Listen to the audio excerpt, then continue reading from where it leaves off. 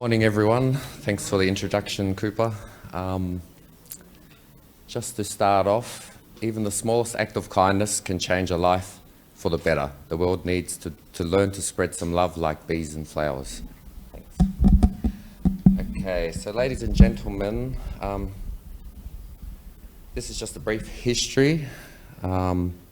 Beekeeping is very new in Tonga. It hasn't been happening for very long and is still developing. In the 70s, like most places in the South Pacific, the Europeans had brought honeybees in, which was short-lived. Ojai Incorporated, funded by Australia and New Zealand, has trained 30 beekeepers in beekeeping in the last 3 years, with only about 10 still active. So beekeeping training was conducted during the COVID lockdown by a local beekeeper, Lopeti Koka, and VSA volunteer, David Cramp. This was actually done via Messenger because of the COVID lockdown. Very good course. It helped a lot of people, but there was like 30 or 40 people trained, but only still 10 maybe active. At any time, if you have any questions, you're welcome to ask. Just don't stare at me. With the training, people were gifted bee suits and had the access to purchase hives.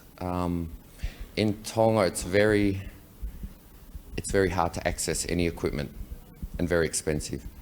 So in Tonga, we had the Hunga Tonga Hunga Hapai volcano eruption, which had caused a tsunami wave, wiped out a lot of the smaller islands. People were displaced and moved from small islands into the main island, not to be able to return to their islands, which was a big effect on people. So you can imagine when you take someone from their home and move it to somewhere else, it's never the same.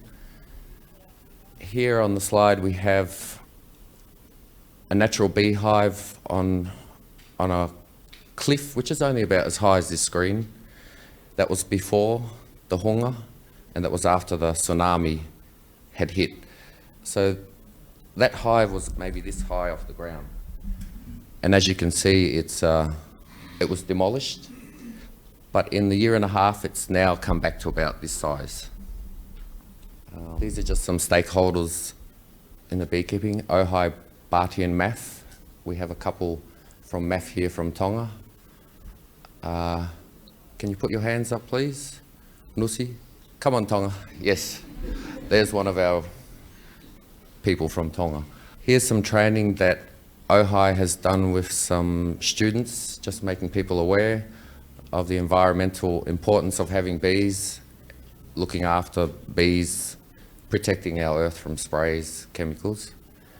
This was part of the training that we had done through Ojai.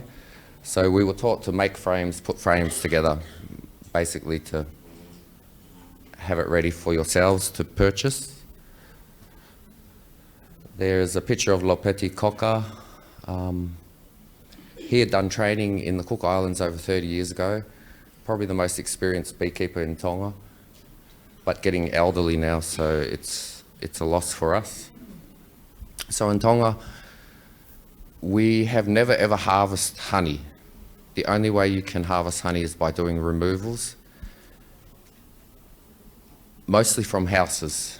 So the bees come into old homes that have little holes in the wall. People contact us, we do the removals for free. The owners of the house get a little bit of honey and we get the rest, and we get to keep the hives, the bee hive. So here's a picture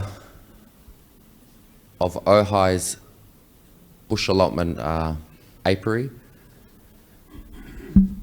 As you can see, we have little tins under the legs of the stands just to keep ants out. It's a major factor in Tonga. Ants and wax moth. Here's a picture a day after the Hunga explosion. So as you can see, the whole islands were covered in ash, maybe 3 inches thick. It's still on our ground now. In that time of the Hunga explosion, we lost 95% of our hives. So out of 20, we were left with 1. At this time now, it's taken us a year and a half to get back to having 20 hives. Those hives were not used, weren't made by queen rearing. They were basically taken from people's homes. The hunga ash also damaged a lot of our plant life, and there was a big loss of the bees as from that effect. Here's another picture afterwards, after the hunga, a year later. In this picture here, we did some work with David Cramp, using a bee vac method of removing hives from homes and properties. Most people think, what's a vacuum? How can you vacuum up a hive? It's actually a really beautiful method of doing bee removals. So first of all, you take the guardian bees outside of the entry hole. You don't need to use a smoker, and you probably won't get bitten. As if you were to do a manual removal, you definitely know that you'll be stung a lot. So the bee vac method is very, very calm, very nice. Malo pito.